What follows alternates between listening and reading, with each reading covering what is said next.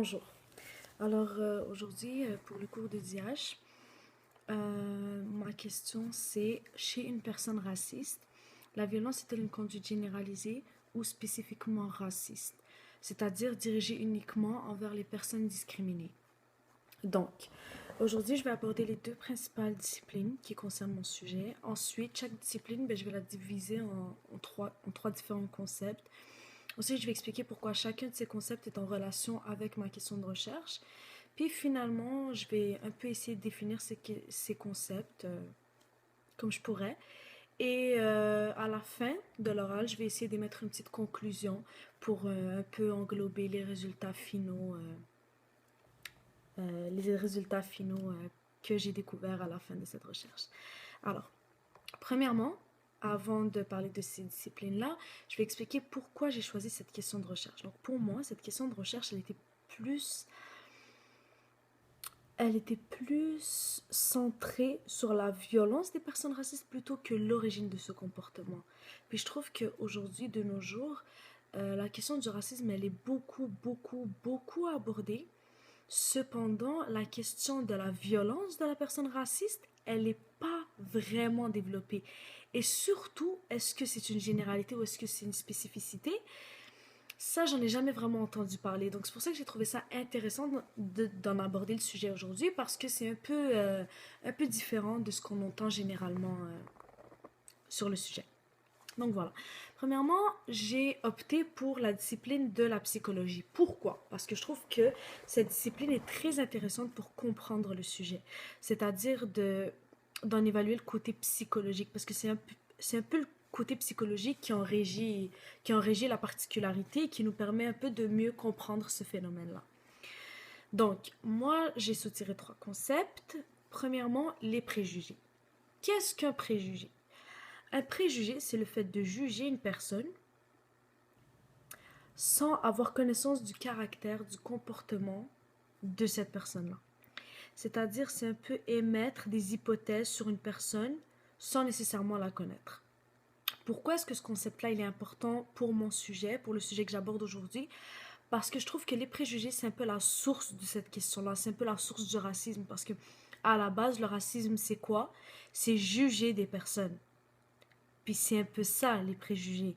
Donc voilà pour moi pourquoi est-ce que le concept de préjugés et le concept du racisme sont étroitement liés parce que l'un est en relation directe avec l'autre. Voilà. Euh, Pourquoi est-ce que ce concept-là, selon moi, il permet de répondre à ma question? Parce que les préjugés, c'est quoi? C'est juger une personne ou un groupe de personnes précisément. Donc, quand on juge pas une totalité de personnes. On juge un groupe en particulier qui, selon nous, nous fait défaut. Donc voilà. Ensuite, l'attitude. L'attitude, c'est quoi? Donc l'attitude, d'après une source que j'ai trouvée de deux psychologues, Thomas et Znanicki, ils disent qu'une attitude, c'est toujours orienté vers un objet. Elle permet de prédire les comportements réels et potentiels d'un individu ayant une stimulation sociale. Donc l'attitude, c'est vraiment le comportement d'un individu. Il y a un peu le fait de prédire le comportement d'un individu. C'est l'attitude qu'il a. Puis c'est cette attitude-là qui va déterminer son comportement face à un individu, un groupe de personnes et tout. Donc chez une personne raciste, son attitude, c'est un peu le rejet de ce groupe, la haine de ce groupe. Et c'est cette attitude-là qui va faire que cette personne-là aura par la suite un comportement raciste. Donc voilà, c'est un peu ça pour moi. Et ici aussi, ils disent que l'attitude, elle est toujours orientée vers un objet. Donc l'attitude, elle n'est pas orientée de façon générale. Elle est orientée vers un objet précis. Donc voilà pourquoi ici on parle de spécificité de violence et non de généralité, parce qu'elle est orientée vers un objet ciblé. Voilà. Par la suite, on a la discrimination sociale. Donc ça, je l'ai vraiment, ce sujet-là, ce concept-là, je l'ai vraiment pris d'une source de l'UNESCO qui est vraiment basée sur le champ lexical du racisme. Puis c'est ce concept-là qui m'a plus ou moins marqué. Ici, ils définissent la discrimination comme... ils ont- Ici, ils définissent la discrimination comme étant le fait de réserver à quelqu'un un traitement différent négatif ou défavorable à cause d'un motif de discrimination tel que l'âge, le sexe ou la race.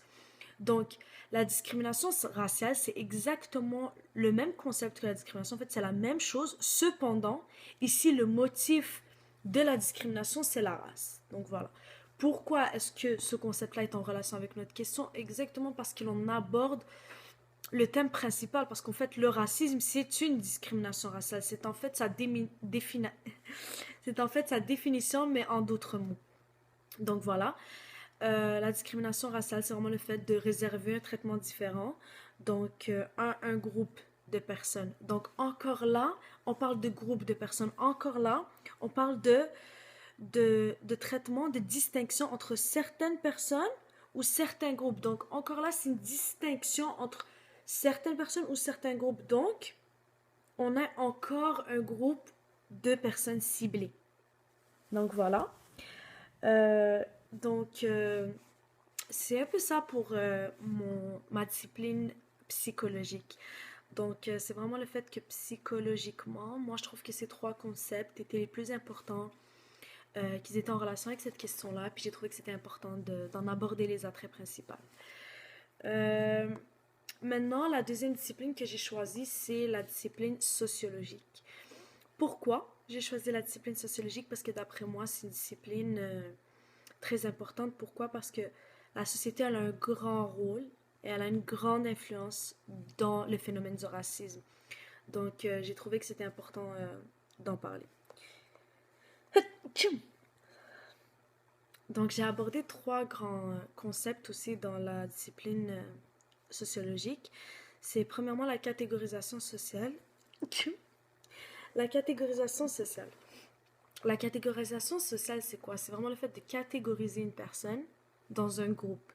Donc, un peu attribuer à une personne, un groupe de personnes, une catégorie. Donc, une catégorie qui, selon eux, est définie.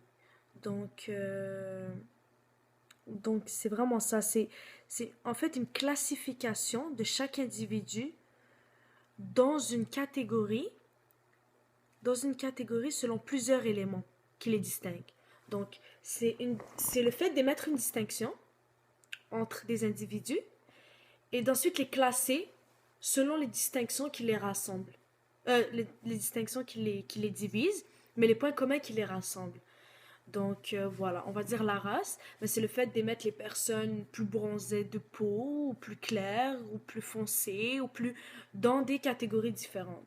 Le fait de rassembler des personnes de différentes ethnies, c'est-à-dire ceux qui ont la même ethnie dans une catégorie semblable et ceux qui ont une différente ethnie dans une autre catégorie, ou ceux qui sont blancs ou ceux qui sont noirs dans deux grandes catégories différentes, tout dépendamment des éléments que l'on juge importants à la distinction des personnes, donc à la différence. Euh, Tout dépend des personnes racistes. Certaines peuvent avoir la couleur comme distinction, d'autres l'ethnie, d'autres, je sais pas, tout dépendamment, mais...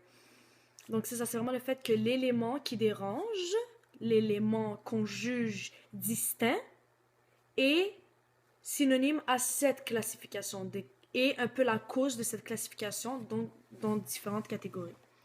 Ensuite, il y a le sentiment d'appartenance. Le sentiment d'appartenance, c'est un concept très simple.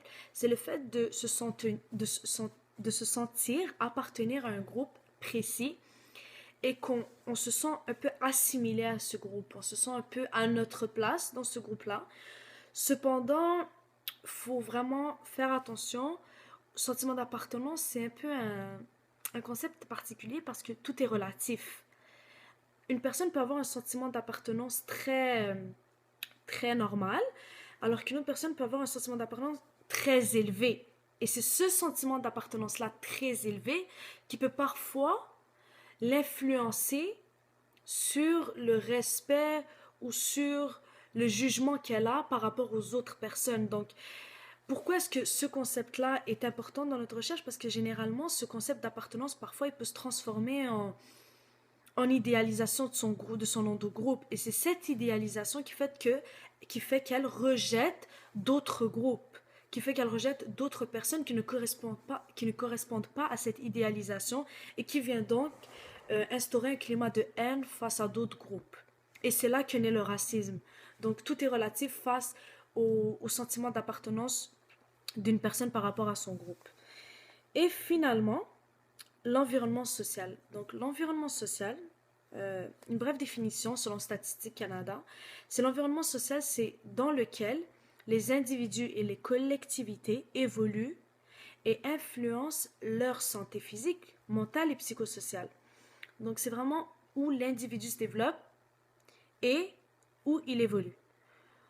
Donc là, l'environnement social aussi il est important parce qu'il influence. Donc si généralement on est dans un environnement qui est propice à la différence, qui est propice à la distinction, qui est propice à l'idéalisation d'un nom de groupe ou d'un individu modèle qui respecte selon critères et dont les autres personnes ne se fieraient pas à ce critère ou on va dire n'auraient pas les points communs à ce modèle-là, alors il serait alors rejeté.